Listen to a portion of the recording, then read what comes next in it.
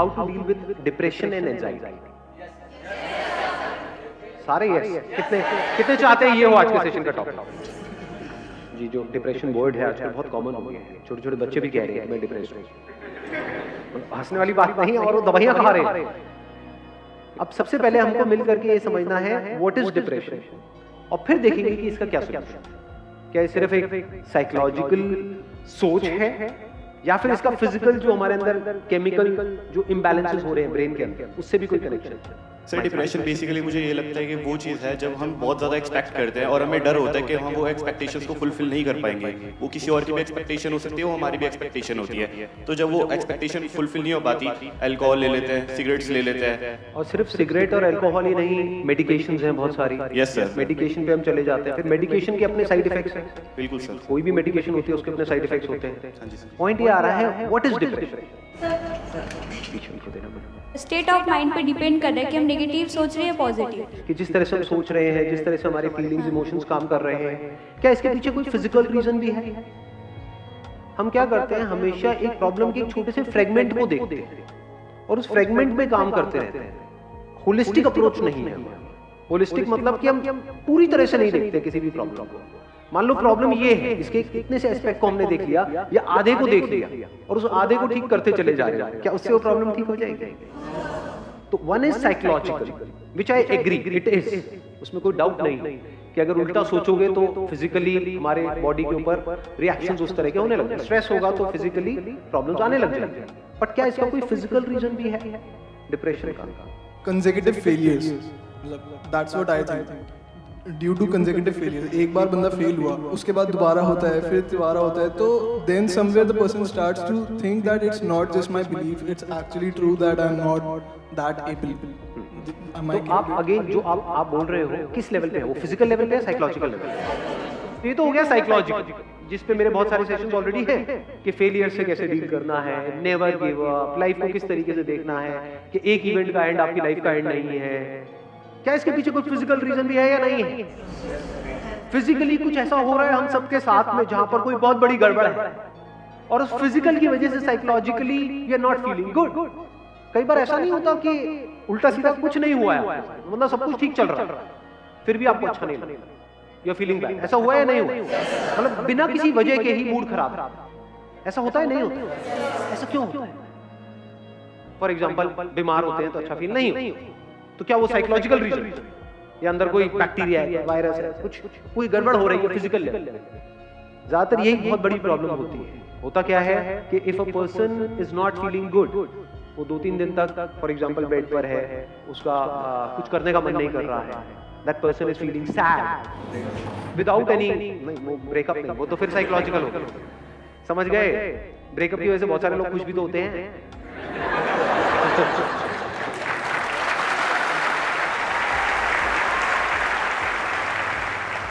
ध्यान से समझो, आप किसी डॉक्टर के पास में जाओगे तो वो साइकोलॉजिकल पे ज्यादा ध्यान नहीं देगा। वो क्या करेगा, फटाफट से अपना वो निकाला, उस पे लिखा ये खा, तो वो किस लेवल पे काम कर रहा है? फिजिकल। और एक्चुअल में साइकोलॉजिकल लेवल पे आपको खुद काम करना होगा, कोई और आपके लिए नहीं कर सकता। बाहर से कोई कितना भी बोलता रहे, चाहे वो डॉक्टर बोल रहा है, चाहे मैं बोल रहा हूँ, चाहे कोई और बोल रहा है, इतना फर्क नहीं पड़ता जब तक कि आपके खुद के अंदर से ना कि मुझे अपनी थिंकिंग को चेंज करना है। तो साइकोलॉजिकली अपने आप को कैसे ठीक करना है, वो किसके हाथ में कंट्रोल है? पूरी तरह से आपके हाथ में। पहले तो इसको अच्छे से समझो। जिसने सोच लिया कि नहीं अब बहुत हुआ, अब मुझे आगे बढ़ना है लाइफ, एक सेकंड मतलब 1 महीने तक बैठ करके रो रहे थे, ऐसा होता है लाइफ में? नहीं होता। तो कुछ गड़बड़ हो गई, पड़े हुए हैं, अरे यार सब खत्म हो गया, सब बर्बाद हो गया, अब कुछ नहीं बचा है, अब तो कुछ हो ही नहीं सकता, मेरी जिंदगी झंड है, ये सब उल्टा सीधा अपने आपको बोले चले यार। एकदम से एक मूवमेंट नहीं आता, चल खड़ा हो आगे बढ़ यार, कोई बात नहीं, क्या, और एकदम से सब कुछ बदल जाता है। इसको बोलते हैं साइकोलॉजी। उस वक्त अगर फिजिकल भी जो हमारी बॉडी का जो केमिकल लोचा है वो हमारा साथ दे तो और अच्छा हो जाएगा। यही तो दवाइयां करती है, जो डॉक्टर्स दवाइयां देते हैं उससे क्या होता है, अंदर जो फिजिकल लेवल पे गड़बड़ हो रही होती है उसको वो संभालते हैं, उसके भी सिम्टम्स को संभालते हैं, कॉज को नहीं। आज हम कॉज पे जाने वाले हैं, दोनों में फर्क समझ आ रहा है? कुछ सिम्टम्स हैं। सिम्टम्स क्या होते हैं फिजिकल लेवल पे? कुछ तरह के केमिकल्स हैं जो रिलीज होने चाहिए हमारे ब्रेन में, फॉर एग्जांपल सेरोटोनिन है, डोपामीन है, कॉर्टिसोल तो स्ट्रेस हार्मोन होता है बेसिकली। कुछ ऐसे केमिकल्स हैं जो रिलीज होने चाहिए, वो रिलीज नहीं हो, तो you are feeling bad without any reason.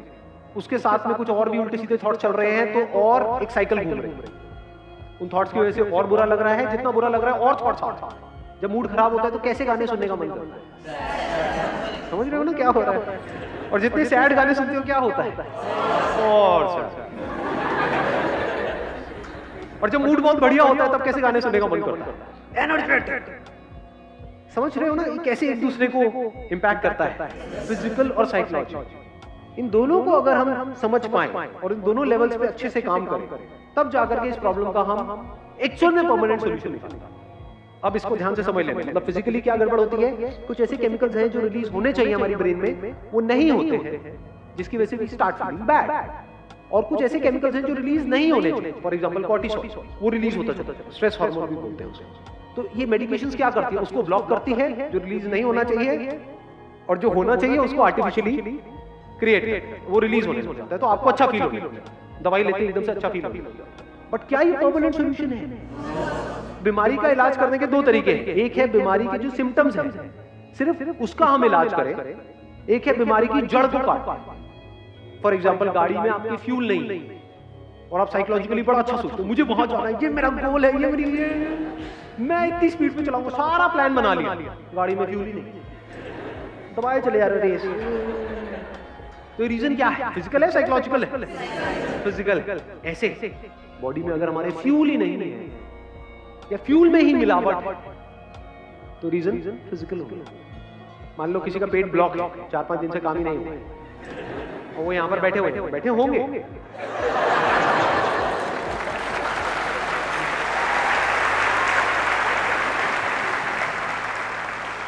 क्या वो ढंग से समझ पाएंगे कि मैं बोल क्या रहा? सब ब्लॉक हुआ। आयुर्वेदा क्या कहता है, हर बीमारी की जड़ क्या? पेट। ये पता है हमको, क्योंकि जो भी फ्यूल चाहिए हमारी बॉडी, चाहे ब्रेन को चाहिए, चाहे और ऑर्गन्स को चाहिए, कुछ भी चाहिए, यानी जो हम खाते हैं उसको एनर्जी में कन्वर्ट करने का काम कहां पर होता है? यहाँ पर। तो अगर पेट हमारा ठीक काम नहीं कर रहा है तो ब्रेन कैसे ठीक काम करेगा? मैं bachelor of Ayurvedic medicine surgery का स्टूडेंट हूँ, मैं एलोपैथी भी पढ़ता हूँ। तो जब आप आज बात कर रहे थे तो मेरे माइंड में सारी वही ड्रग्स आ रही थी, anti depressant, anti sedatives, anti hypnotics, जो आजकल डॉक्टर्स देते हैं। सबसे पहले सर आपने जो एक बात बोली ना कि रूट, वो मेन चीज़ वही है। मैंने काफ़ी पेशेंट भी मेरे क्लिनिक पर आते हैं, मेरे फादर भी डॉक्टर हैं डिप्रेसेंट के, तो हम लोग क्या करते हैं, उन्हें एंटी सेडेटिव जो ड्रग है हमने उन्हें दे दी, जिससे कि माइंड रिलैक्स हो गया। अब क्या है, बंदा सो गया, तो उस बंदे को ये सोचना चाहिए कि जो मैंने मेडिसिन ली है आखिर वो कर क्या रही है। वो ये कर रही है ना कि वो मुझे सुला रही है, तो क्यों सुला रही है, डॉक्टर क्यों कर रहा है ऐसा? वो इसलिए कर रहा है ताकि आप जो है सोचे ना, माइंड आपका ज्यादा ना सोचे, ओवर थिंकिंग। जब आप ओवर थिंकिंग में पहुंचते हैं ना, तो ये सारी चीजें आपके साथ होती है, तो सब कुछ स्ट्रेस्ड आउट। देखो क्या होता है, जब हम बहुत ज्यादा सोच रहे होते हैं, सोचते रहते हैं, तो अगर आप ध्यान से ऑब्जर्व करोगे ना अपनी बॉडी कॉन्ट्रैक्ट होने लगता है। जब भी आप बहुत ज्यादा सोचते हो तो सब कुछ कॉन्ट्रैक्ट होने लग जाता है। ऐसा होता है, नहीं होता है? ये जो मेडिकेशन है क्या करती है, जो चीज एक तरीके से सिकुड़ गई, कॉन्ट्रैक्ट हो गई, उसको थोड़ी देर के लिए रिलैक्स करती है। ऐसे ही होता है? यस सर, यही होता है। एक स्टेप और आगे बढ़ते हैं आप, और बताओ। हाँ, तो सर यही कंडीशन ना, जैसे कि अब आप एंटी सेडेटिव ड्रग ले रहे हैं, तो वो जब आप लॉन्ग टर्म के लिए ले लेंगे ना, तो एक कंडीशन वो आएगी सर, आपको उतनी डोज से नींद नहीं आएगी। ये इसका साइड इफेक्ट, जो आप सब बात कर रहे हैं, डोज बढ़ानी पड़ेगी। तो इससे क्या होगी कंडीशन, आगे के लिए हमारे लिए बहुत प्रॉब्लम हो जाती है उस ड्रग से। और एक प्रॉब्लम और है मेडिकेशन से, वो भी मैं यहाँ पे क्लियर कर देता हूँ। मेडिकेशन क्या कर सकती है, एक तो जो आपकी बॉडी स्ट्रेस्ड आउट हुई पड़ी है, ब्रेन स्ट्रेस्ड आउट है, आपके ऑर्गन स्ट्रेस्ड आउट है, उसको रिलैक्स। दूसरी तरफ से ये क्या कर सकती है, आपको उठा सकती है, कुछ ऐसे केमिकल्स रिलीज कर सकते हैं जिसकी वजह से आप एक्साइटेड हो जाओ। ये दोनों ही स्टेजेस अगर नेचुरल ना हो तो खतरनाक है। जैसे कि सर कैफीन होती है, हाँ, जैसे कि हम लोग चाय पीते हैं तो उसमें कैफीन होता है, तो कैफीन हमको हैप्पी हार्मोन्स रिलीज कराता है, हमको बहुत अच्छा लगता है। हम लोग क्यों कहते हैं चाय पीनी, हमको चाय पीने के बाद अच्छा लगता है, उसमें कैफीन होता है सर, यही राइट। हाँ, एक मिनट रुको, अभी हम और बात करेंगे। नहीं सही है, क्योंकि टेक्निकली भी बात हो रही है ना। Is over thinking a problem? It is not a problem. क्योंकि कुछ भी काम आपको करना है तो आपको सोचना पड़ता है। क्या लगता है ये जो एथलीट्स हैं, क्रिकेटर्स हैं, जब भी खेल रहे होते हैं उनकी थॉट प्रोसेस किस लेवल पे चल रही होती है? तेजी से सोच रहे होते हैं, बहुत धीरे सोच रहे होते हैं? तो speed of thinking is not a problem. Thinking is not a problem. अगर उस थिंकिंग में कॉन्फ्लिक्ट है तो प्रॉब्लम। अगर उस थिंकिंग में क्लैरिटी नहीं है तो प्रॉब्लम। क्लैरिटी है तो जितना मर्जी सोच लो, कोई दिक्कत नहीं है। जैसे अभी ये सेशन हमारा चलने वाला है, मान लो जितनी भी देर तक चलने वाला है, अगर ये पूरे दिन भी चलता रहे तो मुझे कोई दिक्कत नहीं। आई नॉट फील टायर्ड। तो मैं अभी सोच रहा हूँ या नहीं सोच रहा हूँ, या फिर रिलैक्स पड़ा हुआ? हाँ, क्या बोल रहे हो भैया? ऐसा तो नहीं है ना? आपने बोला, मैंने सोचा, यहाँ से मैंने कुछ बोला, आपने बोला, तो कम्युनिकेशन चल रहा है। एक के बाद एक हम लेयर्स को हटाते चले जाते हैं। मतलब थिंकिंग बहुत ही डीपर लेवल पे चल रही है। उसकी वजह से क्या मैं टायर्ड फील करूँ? जितना थिंकिंग में क्लैरिटी आती चली जाती है, हम कॉन्ट्रैक्ट नहीं करते, एक्सपैंड करते हैं। तो कभी भी ये मत समझ लेना थिंकिंग प्रॉब्लम। तो इन मेडिसिन की वजह से क्या हो रहा है, हो सकता है आपको थिंकिंग की जरूरत हो, और माइंड इतना रिलैक्स हो गया है कुछ करने का मन ही नहीं करता। दूसरी तरफ से ये क्या कर सकती है मेडिसिन, आपको एक्साइटेड कर सकती है। वो जो केमिकल्स अंदर जा रहे हैं ना, उसकी डोज बढ़ाते चले जाओगे, इतने एक्साइटेड हो जाओगे, इतना फड़फड़ा जाओगे, होश भी नहीं होगा कि कर क्या रहे हैं। मतलब जरूरत से ज्यादा खुश हो जाओगे। और जब भी आप जरूरत से ज्यादा खुश हुए हो पास में, अपने एक्सपीरियंस के बेस पे बता, तब आपके साथ लाइफ में ज्यादा अच्छा हुआ है या बुरा हुआ?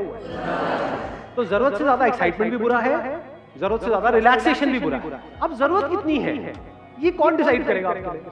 क्या कोई डॉक्टर? क्या कोई दवाई? या आपको खुद को पता होना चाहिए? ब्रेन कैसी होनी चाहिए? जो ना डल हो ना ओवर एक्साइटेड, नॉर्मल स्टेट। नहीं तो प्रॉब्लम इसकी एक बहुत बड़ी क्या है कि इन मेडिसिन की वजह से जो एक्साइटमेंट हमको मिलता है, लोगों को उससे अटैचमेंट होता है। फिर एक नॉर्मल स्टेट भी होगी, माइक लेकर के बताना मैं ठीक कह रहा हूँ? बिल्कुल सही बोल रहे हैं। हाँ, फिर अगर एक नॉर्मल स्टेट भी होगी, जैसे एक बंदे की एक नॉर्मल स्टेट, उसमें अगर उनको लाया जाएगा तो वो कहेंगे इसमें मजा नहीं आया, थोड़ा और बढ़ाओ डॉक्टर साहब। तो उसका परमानेंट सोल्यूशन क्या है उसके बारे में हमको सोचना है। अभी मैंने एक फ्यूल का एग्जांपल आपको दिया था। हमारी बॉडी के लिए फ्यूल क्या है? फूड मतलब क्या? What is food? What do you call as food? Burger, pizza, what do you mean by healthy food? Physical activity से तो फ्यूल बर्न हो, उसके बाद में हमको फ्यूल चाहिएगा। नहीं तो अगर आप फिजिकल एक्टिविटी करो और फ्यूल ढंग का ना लो तो फिजिकल एक्टिविटी भी आपके लिए नुकसान करेगी। तो अभी हम बात कर रहे हैं फ्यूल का। What is fuel for our body? जो हम खा रहे हैं सुबह से रात तक, वो पैकेज फूड जो खा रहे हैं, जो आपको बेचा जा रहा है, जो आपके सो कॉल्ड सेलिब्रिटीज आकर के एडवर्टाइजिंग कर रहे हैं, जो खुद नहीं खाते बट आपको खिला रहे हैं, वो फूड है।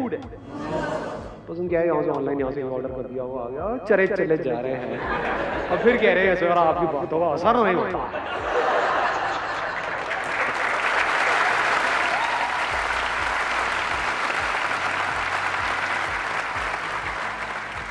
डाइट के बारे में एटलीस्ट बेसिक नॉलेज आप गैदर कर। ये जो व्हाइट चीजें होती है उसको अवॉइड। व्हाइट क्या है? शुगर, सॉल्ट, व्हाइट ब्रेड, ये सब जो व्हाइट चीजें होती है इससे थोड़ा सा बच करके रखो। तो अब फ्यूल क्या है? फ्यूल सिर्फ खाना नहीं है, ये बहुत बड़ी गलतफहमी है। घोड़ा क्या खाता है? चने तो अगर हम खिला दे तो खाता है, चने कहां से खाएगा?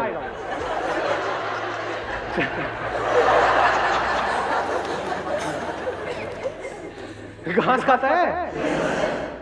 दम होता है घोड़े में? नहीं होता है। तो घास खाने का कर दी ना घोड़ों वाली बात।